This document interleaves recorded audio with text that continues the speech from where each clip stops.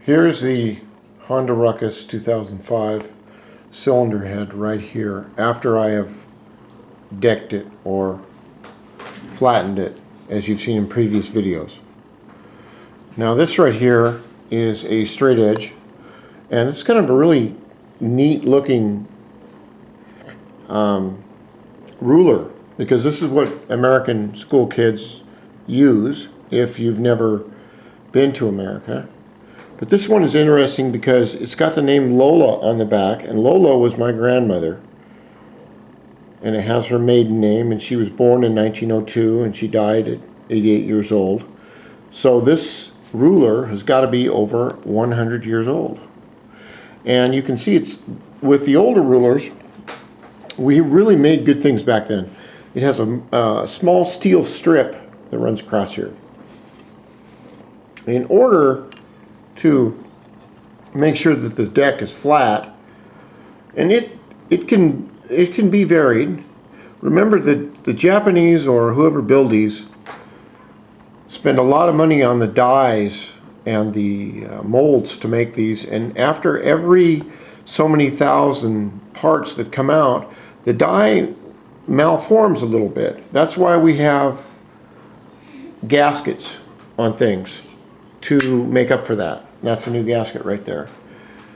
So if we go crossways on the cylinder head with the ruler, and if you really want to do this correctly with a ruler like this, what you do is you go behind it right here and you shine a light or flashlight right along here, and if the light comes up over here anywhere underneath that steel ruler, then, or steel straight edge, then you know you've got a low spot. Now also, with me taking material off of the head right here, let's see if I can, I want to get this like, well, that's even better, like that.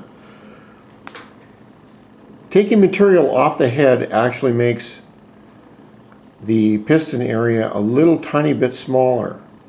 And then taking off from the deck height, this is your deck of the cylinder, shaving off areas from the deck makes this a little bit lower.